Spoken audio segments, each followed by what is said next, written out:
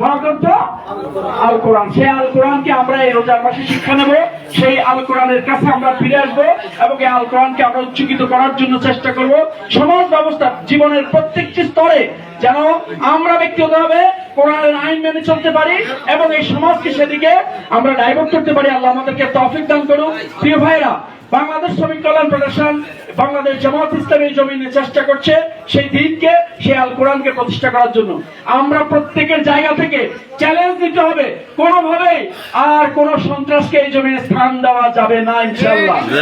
আমাদের বলা হয়েছে একজন খেয়ে গেছে আরেকজন খাওয়ার জন্য প্রস্তুতি নিচ্ছে না, আমরা দেখতে পেয়েছি এক ফাটি খেয়ে ফেলাই গেছে আর এক ফাটি খাওয়া শুরু করে দিচ্ছে নাকি। আমরা বলতে চাই কোন খাওয়া দাওয়া বাংলাদেশে হবে না ইনশাআল্লাহ।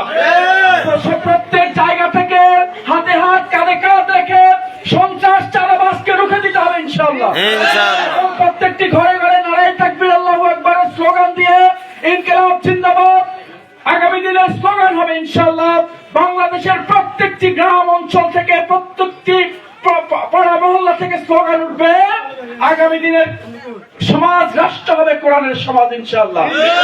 সেই স্লোগানের নেতৃত্বে স্লোগান হবে নারায়ে তাকবীর ইনশাআল্লাহ। ইফতারের এই সময় আল্লাহ রাব্বুল আলামিনের কাছে আমরা দোয়া করি আল্লাহ আমাদের পিতামাতা সহ সবাইকে মাফ করে দিক, আমরা যারা রোজা রেখেছি আমাদেরকে মাফ করে দিক এবং আগামী দিনে আমরা পুত পবিত্র এই ময়দান থেকে যেন ফিরে যেতে পারি আল্লাহ সেই তৌফিক আমাদেরকে প্রত্যেককে দান করুন। আমাদের সমস্ত সকলের গুনাহ খাতা মাফ করে দিক। আমরা সুবহানাকাল্লাহুম্মা ওয়া বিহামদিকা আশহাদু আল্লা ইলাহা ইল্লা আনতা আস্তাগফিরুকা ওয়া আতুবু ইলাইক। আমি আমার কথা শেষ করছি।